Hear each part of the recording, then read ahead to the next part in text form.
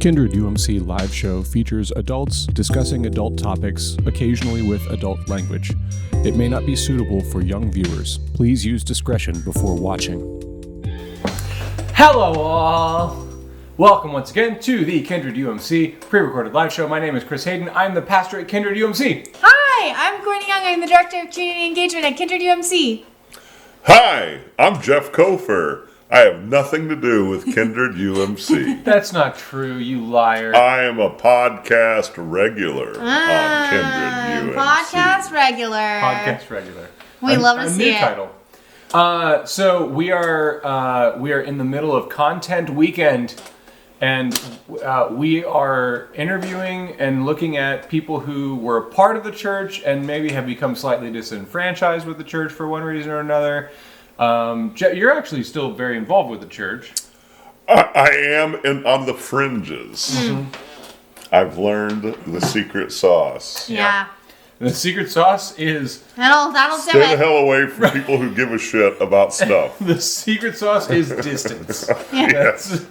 And so the whole premise of this is to ask folks I know who have been a part of the church and have kind of become slightly disenfranchised or walked away about things that either annoy them or questions they wish the pastor would address that have never been addressed, things along those lines. And so we asked Jeff Kofer, and after a conversation, we decided on his topic would be church politics, or what I call power struggle. Yes. That's an interesting one. Power struggle. So, first of all, Jeff, would you please share with us the story that you shared with me about what kind of brought this particular topic up, about a certain youth volunteer? A certain youth volunteer who delivered an ultimatum. Yes. Okay. Oh, yes. Well, that was, yes. Okay. So when we first started the youth group, or when you first took over the youth group for South Shore UMC, we were still meeting at the Apollo Beach Elementary School and using there was an office. Actually, when I took over, we were in the high school. No. Yeah.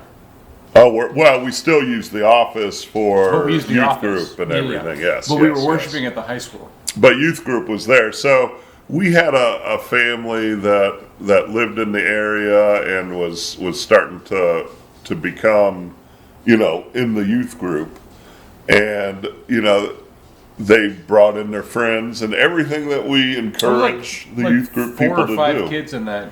Well, there was 4 kids, and one of them wasn't in youth group age. Oh, that's right. You had the twins, that one kid, mm-hmm. The little brother, and then the daughter wasn't.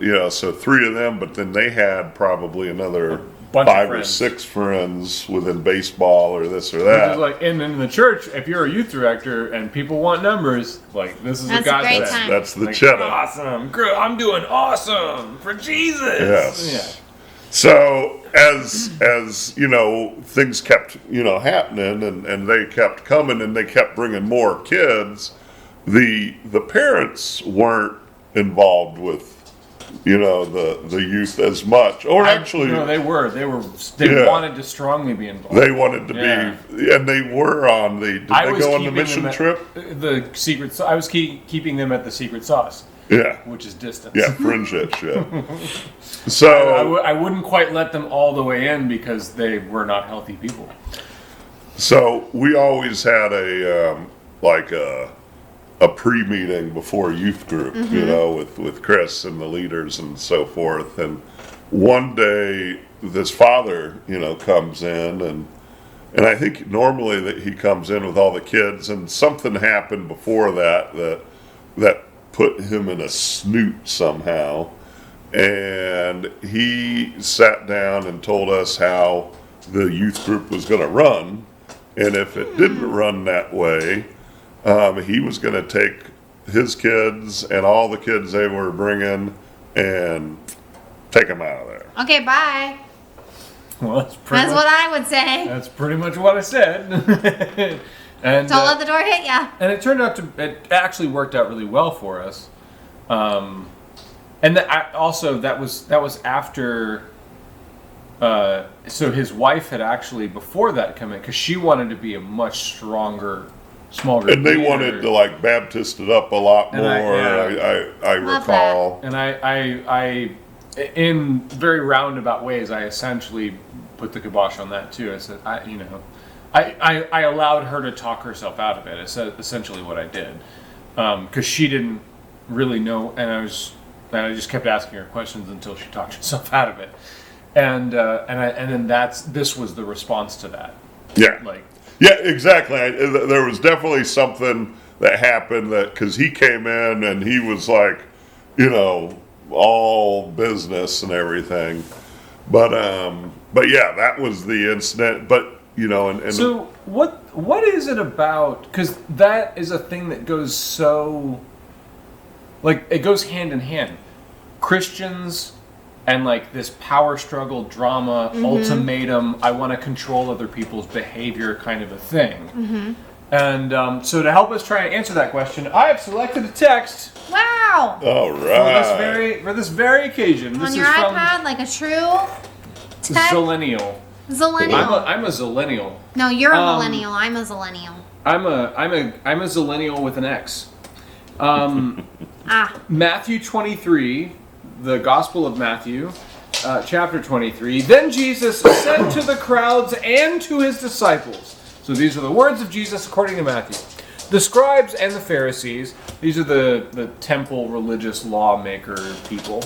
The scribes and the Pharisees sit on Moses' seat, which is their position of authority, essentially. Therefore, do whatever they teach you and follow it, but do not do as they do. For they do not practice what they teach. They tie up heavy burdens hard to bear and lay them on the shoulders of others. But they themselves are unwilling to lift a finger to move them. They do all their deeds to be seen by others, for they make their phylacteries broad and their fringes long. This is a specific Jewish, ritualistic kind of garb. Just trust me, that actually means something, but we're not going to go into it. They make themselves look really nice and righteous. Yes. They love to have the place of honor at banquets and the best seats in the synagogues, and to be greeted with respect at the marketplace, and to have people call them rabbi. But you are not to be called rabbi, for you have one teacher, and you are all students. So, yes, the puppies are playing. Okay. That's all the clickety-clacks in the background are the puppies playing. And it brings a certain amount of delight and joy to all of our hearts, and we should all celebrate and love an old man playing with a young girl. Yes. His emotional support dog. His emotional. Yeah. Bailey is Jonah's emotional support animal. Okay, so what's going on is the Pharisees had, through their kind of position of power and authority, taught the law and what you ought to be doing, and then completely failed to do it. Right. And then what's more, what I think has relevance to this particular conversation, not only that, but then they began to expand upon that law in such a way that controlled and oppressed the masses, and again were not adhering to that law themselves. And there is this, and Jesus calls it out all the time, but there is this propensity in faith and religion in human nature to want to control other people in such a way, it's not I want to control you in a way that directly benefits me. I want to control you in a way that give me your access to your bank account, or perform sexual favors for me. It's not that kind of control. That kind of control is very direct and very easy to spot and be no, that's get out of here. That's evil. Right. This is the kind of control that is, I don't like what you're doing over there, and so I'm going to make you stop. Until you glorify me. Yeah. In some sort of way that I will let you know after I feel properly glorified. And of course that's a bottomless pit. Yeah. That moment will never come. Yeah. So what is it about I think it's broader than Christians. I think it's human nature a little bit. But there's something about particularly religion, and I can speak firsthand to Christianity. What's up with that? Why does our faith bring that out so strongly?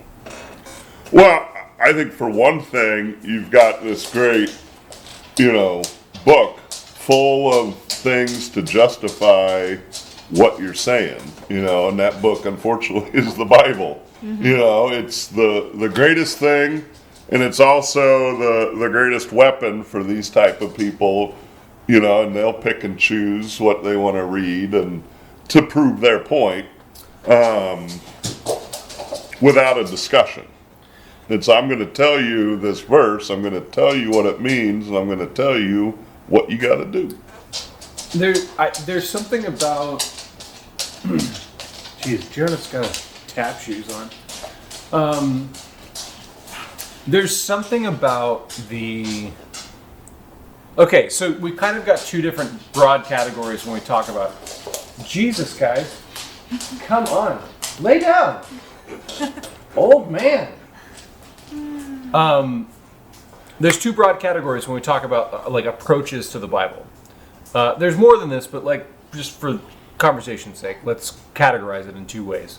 One is God's literal word, and that, how do you interpret it? It says what it says. And it says to stone your daughter if she's ever in this particular, it gets graphic, and so that's what we do. Now, of course, nobody does that. Nobody who actually is in the literal camp and says what it says does that, because God, But there's this kind of idea of it says what it says. Then there's this other category that is maybe some of this is open to interpretation, and maybe we should look at some historical context, and maybe we should kind of prioritize some things over some other things, because we acknowledge that this text contradicts itself sometimes. I definitely fall in the latter camp. However, that necessarily brings up the, well then, how do you ever know what's true? And I think there's something going on with people who desperately want... They want some rules to follow. They want a firm guiding kind of thing, and the Bible doesn't actually give that. Mm-hmm. At least if you're in that latter camp. Yeah. I would argue it in the former camp either, but definitely in that latter camp. Some people create what they decide are standards and rules for everyone to follow based on their own interpretations of things. Y'all are really trying it. I know. This is I don't know what to do here. But I think, at the end of the day, and back to the original, what happened, because we said, see you later, Mm-hmm. We'll miss your kids and we really like them, but this isn't up for negotiation, see you later. And you told it like that. I kind of went and I got mad. And it scared the out of me, or scared the heck out of me. It scared the caca right out of me. Well, because it's about the numbers and this and that, right? Right, because I'm literally being assessed by the people who are paying me, and by the people who are not just paying me, they're supporting me. They're believing in me. Because it's not about, especially as a youth director, right. I was getting paid not a lot. Welcome to youth ministry. Yeah, I'll go get a waiter job and earn more than this on tips, But that's not. So it's not about the pay, but as much as it is about the my congregation believes in me and is supporting me and is and empowering me. Yeah, and the way that they assess that is how many kids are part of this. Well, which is really a big part of, kind of my original thing with the politics and all of that with the church, because that's sort of that pressure that's put on you. Mm-hmm. it was terrifying to say And to it that is, guy, especially because you want to go to be a regular pastor and do all this. Yeah. well, and there is something inherent. So I can speak from my own experience. Although I think this applies to a lot of people within the church. There's something about if that's not happening, then what have I misunderstood about this gospel message? Like, what am I believing in if God's not showing up, is there a God? Is like an exaggerated way of putting it. And there's something about saying no to that dad, knowing that it would be 3 kids the next week and we would play Clue. Well, and that's exactly what we did that night, because after that, he got up and left, and I don't think he had any of the kids with him. I think he was going to go back and get them if we said yes. And it was us and like 3 or 4 other kids. But that day, it just kind of started to where other people, that's when, like you said, the baseball kids from East Bay came. Yeah, there was a whole other crowd that started to generate. The culture was genuine. The culture wasn't pressured from these, the politics, or pushed on us from some Philistine whatever. I think too, like doing what you did, like that's the evidently, and this is something I've been sitting in particular, like that's the evidently like riskier thing to do. I was like 24. It's risky. Maybe. It's scary. It scared the ever living cock out of me. I'm starting to just do some, like a lot of my work lately has been. I want to shout out to John Legg, the patron saint of Kindred UMC. He was my pastor at the time, and I definitely that's a unique pastor and a unique environment. Mm-hmm. And like another guest on Content Week, John Wright was a part of that leadership team. He was a part of the staff parish. So I was in a very unique and permission-giving environment to be able to take that risk too. But I don't think that exists in most churches. And a lot of my particular work lately has been coming to terms with this fact that like I do struggle with bravery and I do struggle with taking risks. I would much rather do the safe thing because I have that security and I feel like, okay, like even if that thing that is providing security is causing me anxiety and is causing me like stress, I know what I'm getting in that scenario, right? Yeah, and I feel like people it's get safe. into that with the rules and the politics. It's like, even though this is like clearly stressful, anxiety is clearly heightened, like this might not be freedom giving, but at least I understand it. Right. And it's the much riskier thing to do to be the one that says, no, I'm not going to take that. Like sticking up for yourself can be really scary. Well, I think this is in a large part contributing to church decline, because the kinds of people who are not looking for some kind of a rigid, oppressive structure that they can understand and know far outweigh the people who want that. And that's why, like, if that's all the church is offering, which it seems to be in large part, that's like a lot of what the church is offering these days. We can offer you assuredness that will tell you how to behave, and then you'll know you're going to heaven or whatever. Like, that's a lot of what's going on. And the people who aren't looking for that far outweigh the people. And so, like, if you're searching for meaning and you come to a church and that's what they're offering, most people go, like, after a month or so, they're like, this ain't working. Yeah. I'm out. This is not what I'm looking for. I don't want to be told what to do. I need help in searching for actual meaning. But you know what? Some people want to be told. Like this person that we turned away, and things turned out better for us because we had a culture that was more us, and it grew. But I think things were better for this guy and his family because they went to that other church that was a little more, conservative or whatever you want to call it. They lean more into that direction. What they wanted, and we got, and I think that's the system working. Here, I agree with that. Here's the thing, and I don't have an answer to this, so we'll just have to like leave it up to the fates to decide. My strong hunch is none of those youth have any relationship with church or faith anymore. My strong hunch, and that's just based on my experience with that type of theology. So a little bit of background. I grew up in a church kind of like what we like the culture that we've tried to cultivate. And I also was next door to a huge honkin' Baptist church that was more what we're talking about the like, let me tell you what to do. So I used to lead worship at their college ministry, and I had my foot in both camps and went back and forth. Almost none of the kids. Oh, I didn't know. So much for the no beep. Yeah, there you go. Is it gonna? Will you shut up? Shut up. Shut Close. up. How do you stop it? Shut up. Shut your damn mouth. Okay. But the kids in the youth group that I grew up, that I was mainly a part of, not all, many of them still have roots and ties to faith in some way. Mm-hmm. I cannot say that for the other church, you know? And I think there is something too, when all your faith is the authority telling you what to do and how to act and what to believe, and there's no exploration of a deeper, the tools necessary to develop a paradigm or a faith experience or a relationship with the divine, like that faith and relationship is necessarily going to change over the years. That's not a bug, it's a feature.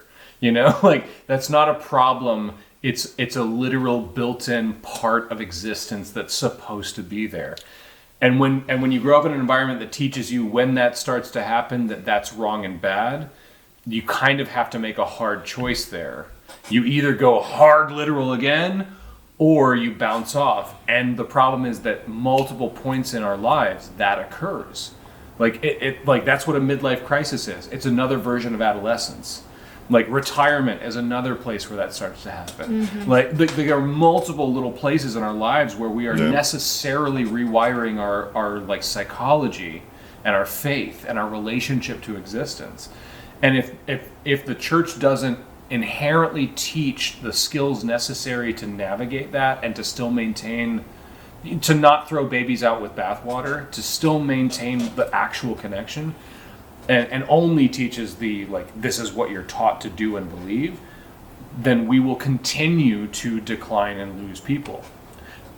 If you reverse that, on the other hand, if faith becomes about actually teaching people how to navigate their own relationship with existence and with each other, and if the basic skills of how do you be and believe and alter your beliefs and listen to each other and allow yourself to be shaped by your community and participate in your community, like if those skills are taught, then you have a lifelong and an example of that culture that we started that day and reinforced countless other times, you know, just this past Thanksgiving, the can of cranberry bowl. What was that? How many years? Can of cranberry. Oh gosh, it's been. Well, I mean, since before 2008. Yeah, you know, so a group of kids that we had in youth group, we played, and one of them had their 2 babies on board. You know, the other one's married. I saw they played kickball instead of flag football.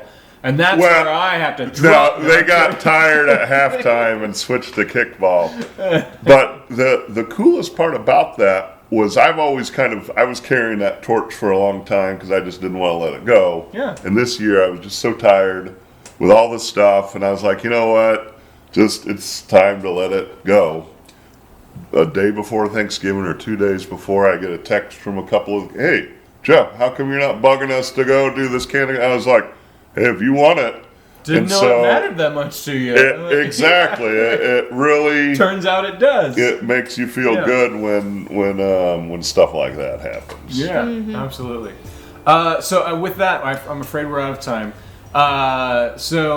May the Lord bless you and keep you. May the Lord make his face to shine upon you and be gracious unto you. May the Lord lift up his countenance upon you and give you peace. Amen.